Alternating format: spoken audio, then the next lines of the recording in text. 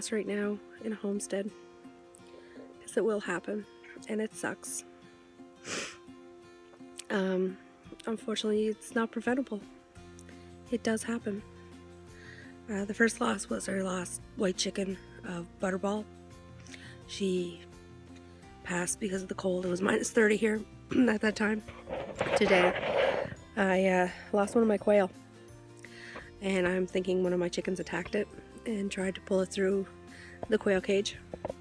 So unfortunately, when I got home from town today, when I went to feed them dinner and check on them, I found my quail had passed away. She was pulled through a cage, her wing was caught, and from the way she was laying, it looks like her neck was broke. So I quickly removed her from the cage and put her outside, away from the rest of the flock and away from the chickens. But unfortunately, that does happen with having a homestead. You do have loss. This is my quail that passed. And she was a very, very pretty color. She was very pretty. Her eyes are still open. So she was definitely killed. She didn't die of natural cause. She was killed. Unfortunately, that happens. It does happen on a homestead. It will happen more than I will probably like. But in reality, it's part of life. Animals pass. It sucks, but it does happen.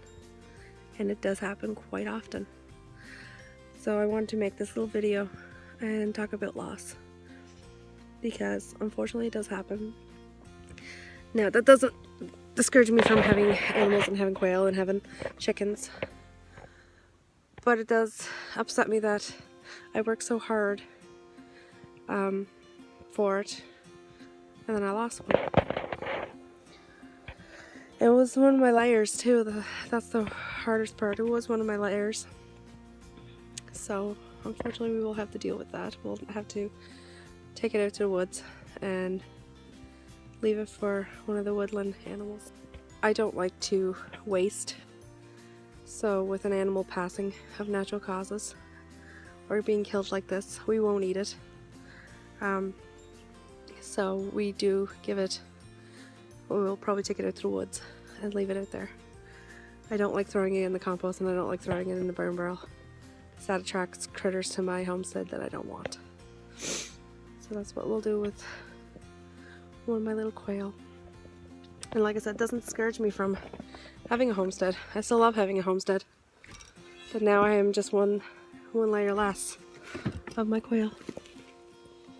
I'm just checking on my flock.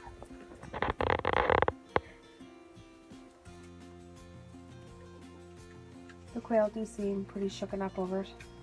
They're pretty quiet.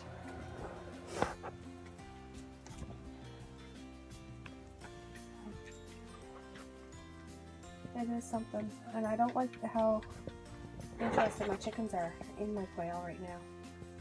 The quail are pretty scared over it, and I really don't like that.